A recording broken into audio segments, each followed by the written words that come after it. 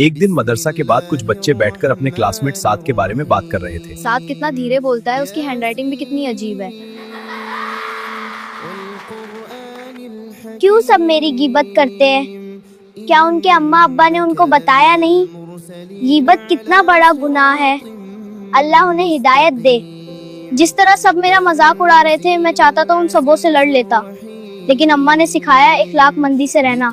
ایک دن ان سبوں کو احساس ہو جائے گا۔ کلاس کے بچے روز کا معمول بنا لیا تھے۔ ایک دن استاد نے سعد کی غیبت کرتے سن لیا۔ استاد نے پیار سے سب بچوں کو بلایا اور کہا، بچوں کیا تم جانتے ہو غیبت کیا ہوتی ہے؟ غیبت کا مطلب ہے اپنے بھائی کے بارے میں اس کی پیٹھ پیچھے وہ بات کہنا جو اگر اسے پتا چلے تو اسے برا لگے، چاہے وہ بات سچ ہی کیوں نہ ہو۔ وَلَا يَغْتَبْ بَعْضُكُمْ بَعْضًا أَيُحِبُّ أَحَدُكُمْ أَن يَأْكُلَ لَحْمَ أَخِيهِ مَيْتًا فَكَرِهْتُمُوهُ وَاتَّقُوا اللَّهَ إِنَّ اللَّهَ تَوَّابٌ رَحِيمٌ۔ اس آیت کا مفہوم ہے، کیا تم میں سے کوئی اپنے مردہ بھائی کا گوشت کھانا پسند کرے گا؟ اللہ تعالیٰ نے غیبت کو مردہ بھائی کا گوشت کھانے جیسا سخت گناہ بتایا ہے۔ سوچو کتنی بری بات ہے، اور تم سب ہر روز بیٹھ کر ایک دوسرے کی غیبت کر رہے ہو۔ اس رات ایان کو بالکل نیند نہیں آئی۔ کمرے میں ہاں اندھیرا، بیٹا سب ٹھیک لیکن ہے۔ اس کے دل میں اس سے بھی زیادہ بے چینی تھی۔ ہاں سب چلو۔ وہ بستر پر کروٹ بدلتا رہا۔ میں نے سعد کی غیبت کی، اگر اللہ تعالیٰ مجھ سے پوچھ لے تو میں کیا جواب دوں گا؟ قیامت کے دن جب میرے اعمال کا حساب ہوگا تو کیا میں یہ گناہ لے کر کھڑا ہو پاؤں گا؟ میں اپنے رب کو کیا منہ دکھاؤں گا؟ اس کی سانسوں میں بوجھ تھا، دل شرمندگی سے بھر چکا تھا۔ یا اللہ مجھے معاف فرما دے، میں وعدہ کرتا ہوں دوبارہ کبھی کسی کی غیبت نہیں کروں گا۔ سعد، میں نے تمہاری پیٹھ پیچھے بات کی، میں نے تمہاری غیبت کی، اور مجھے اب احساس ہوا ہے کہ میں نے کتنی بڑی غلطی کی۔ میں نے صرف تمہارا دل نہیں دکھایا بلکہ اللہ تعالیٰ کو بھی ناراض کیا، مجھے معاف کر دو۔ ایان، مجھے تم سے کوئی دشمنی نہیں ہے۔ اگر تمہیں اپنی غلطی کا احساس ہو گیا ہے اور تم نے اللہ سے توبہ کر لی ہے تو میں تمہیں معاف کرتا ہوں۔ کچھ بھی ہو جائے اللہ کو ناراض مت کرنا۔ جی سعد۔ رسول اللہ صلی اللہ علیہ وسلم نے سکھایا ہے کہ جو معاف کرتا ہے اللہ اس کا درجہ بلند کرتا ہے۔ میں نہیں چاہتا ہماری دوستی کسی چھوٹی سی غلطی کی وجہ سے ٹوٹ جائے۔ جب بھی تمہیں کسی کی برائی کرنے کا من کرے تو اس سے پہلے اپنی زبان کو روک لو، کیونکہ مومن کی پہچان اس کی زبان سے ہوتی ہے۔ اگر تمہیں کسی کی کمی دکھائی دے تو اسے لوگوں کے سامنے بیان مت کرو۔ اللہ اس بندے کی عزت چھپاتا ہے جو دوسروں کی عزت چھپاتا ہے۔ ہاں سمجھ گیا۔ اللہ نے میری سن لی۔ ہاں بیٹا سب ٹھیک ہے۔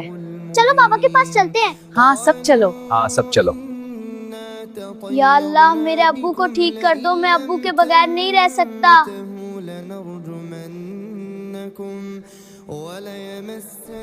کنڈیشن بہت سیریس ہے، دعا کرو، بس دعا میں بہت طاقت ہے۔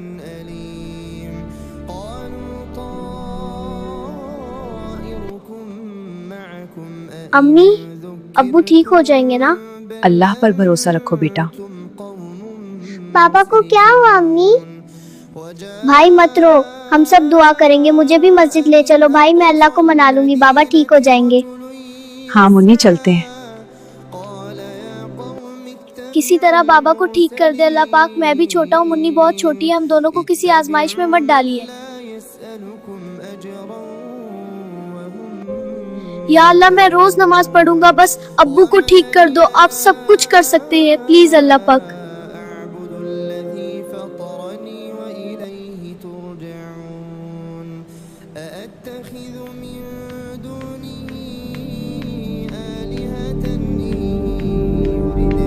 ماشاءاللہ بہت بہتر کنڈیشنز ہے اب۔ اللہ نے میری سن لی۔